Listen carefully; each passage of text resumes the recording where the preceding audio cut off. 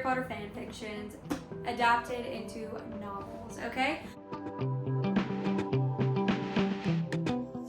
I read these 3 books in the last month and a half-ish, probably. I am a full-time teacher. I coach full-time. I'm a busy gal, okay? I don't always get to read as much as I would like to, but I have been wanting to do this video for so long, and I finally finished the book Rose and Chains last night at 10:30 p.m. The first book I read in this series was Alchemized. It was very popular. It was a very big hit right off the bat.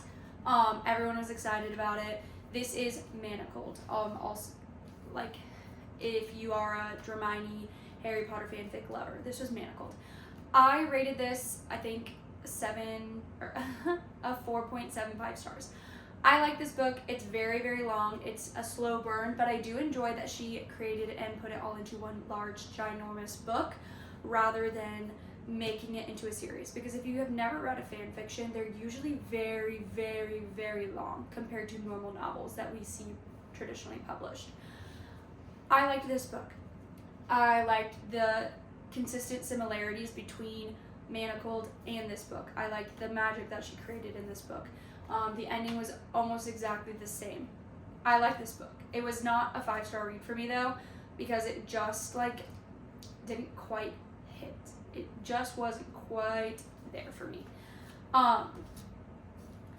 The second book I read in this series was The Irresistible Urge to Fall for Your Enemy. This fan fiction is originally titled Draco Malfoy and the Mortifying Ordeal of Falling in Love. I like the fan fiction better, unfortunately. This is going to be a series. It's a duology. So there is a second part to this, so we get left kind of on a cliffhanger. I like the magical world that she created in here. My one caveat with this book was they're supposed to be enemies to lovers, and in my opinion,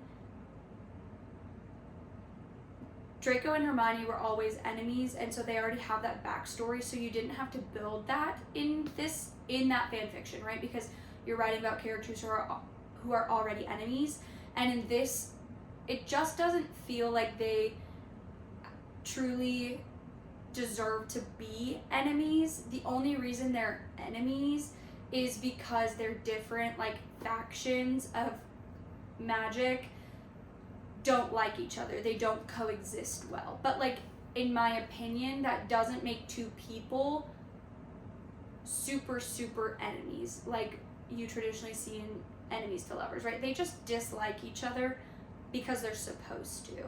And that just it just didn't resonate with me. So I believe I rated this a 4.5 stars, and I think I'm actually going to take that back a little bit, and I'm going to give this solidly a 4. I'm going to take it down to a 4. Solely because the longer I think about this book, I liked the book, and had I not liked Draco Malfoy and the Mortifying Ordeal of Being in Love so much, and had I not liked that storyline so much, I think this maybe would have rated higher had I read it independently without reading that fan fiction first. It's a good book. I think fantasy lovers would enjoy this book, but I just don't necessarily think I agree with the enemies portion. The book I rated 5 stars and could not put down is Rose and Chains by Miss Julie Soto. This will be a trilogy, and I cannot wait for summer 2026 for this second book to come out. It left us on a beautiful cliffhanger, in my opinion. She did a beautiful job of bouncing back and forth between present day and past to give you that background knowledge that you're really needing in a book like this. And it's so subtle. It almost doesn't feel like it's the past.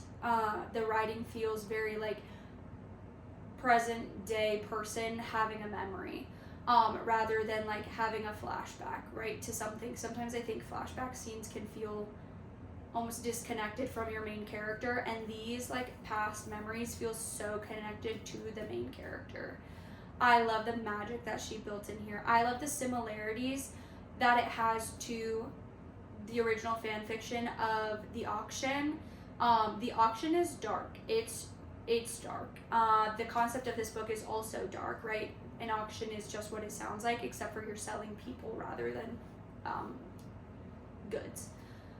It's dark. It's a dark concept. But I think it's done in a very tasteful way, and I think that like the thing that makes it like good is the detail and the magical world that this author is like giving us. Like, I love everything about it. I think it offers like just so much to the world. It just offers so much. It really gets your brain like in an imaginative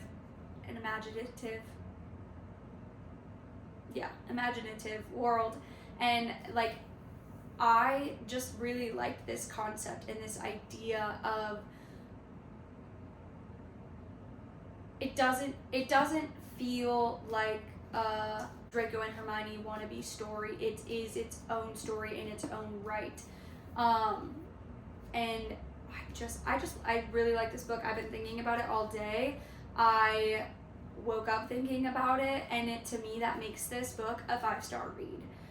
If I wake up thinking about this book the next day, if I crave to like go home from work and stay up late and read a book and finish a book and like get off the phone with people that I talk to and just being like, please leave me alone in the nicest possible way, it's a 5-star read for me. Like, if I did not want to put this book down, I like was like, I gotta work. Okay, that's cool. I'd much rather be reading a book. This book specifically, not just any book, because sometimes I don't feel that way. But this book was so good. I think any fantasy / romantasy person will love this book.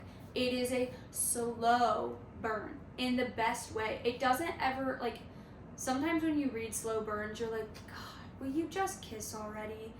I never felt that way in this book. I never once was like, just like, oh my gosh, we're getting so close to them kissing. Like, can they just do it already? This author, like Julie Soto, just did such a wonderful job in this first book, and I'm so excited to read the other two and see what other like twists we have here. There are some other fan fictions that I've missed, I know for a fact,